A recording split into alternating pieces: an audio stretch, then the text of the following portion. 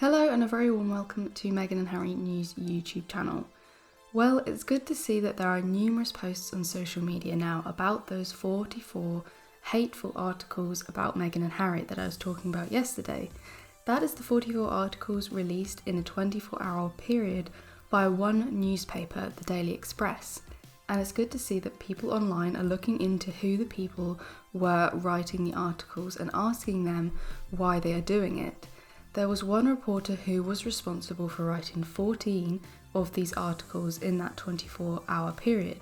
If you go onto Twitter and do a search, you will see what I mean. The more people bringing who highlight and question this type of reporting, the better, and the more likely they will feel pressured to stop doing it. But bear in mind that the media is very crafty and they will always have other routes to go, as we see in today's stories. There seems to be a trend of talking about royal feuds, and of course they were all centered around Meghan.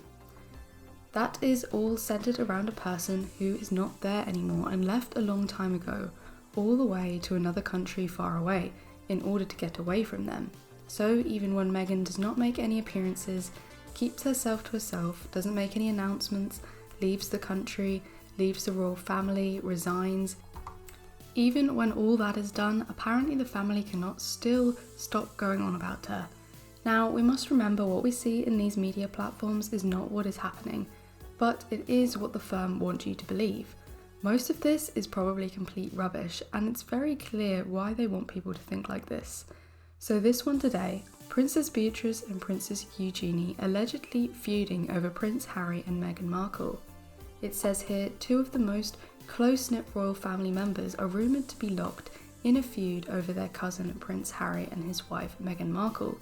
It says here the closely bonded sisters are believed to have become embroiled in the ongoing disagreement between the royal family and the Duke and Duchess of Sussex. Eugenie publicly favours the Sussexes and is believed to be close to her cousin Harry and his wife Meghan Markle. Meanwhile, Beatrice is allegedly siding with her uncle King Charles III and her cousin Prince William. So even though Meghan is not part of the family, is not even in the country, they are using her to imply that she's breaking up the family. Clearly this is all rubbish, and this is a more subtle way of influencing the public to hate on Meghan, by implying she is causing feuds in the family. If it were true, and I doubt very much it is, if it were true, the fault would reside in the people who are arguing with one another.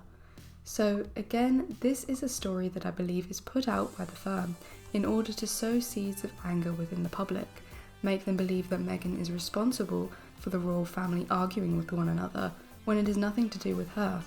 Meghan has made it very clear she wants no part of it, couldn't make it any clearer by leaving the country and resigning.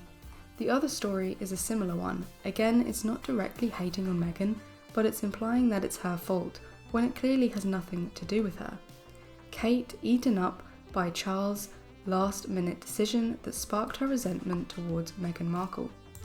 This is more nonsense from a recently released Royal Rota reporter book, which is merely a publicity promotion book for the firm. Claims that Charles asked Prince William not to bring Kate with him to visit Queen Elizabeth II, who was dying in September 2022.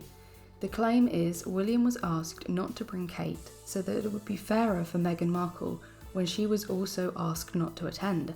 However, Kate desperately wanted to be there with the Queen in her final moments, and the decision has led to her resentment building up towards the Duchess of Sussex, the royal author claims. So this article is making excuses for Kate to dislike Meghan, and therefore also giving reasons for the audience to also dislike her. Again, this must be a story that has been sanctioned and allowed by the firm, and personally I believe it's created to once again to fulfill the agenda of the Meghan and Harry smear campaign, which is to try and get the public to dislike Meghan and Harry while building up the royals, which is obviously not working and getting more desperate as the days go by. But these are two examples of articles that don't directly hate on Meghan. They use a more indirect and subtle way to influence the public.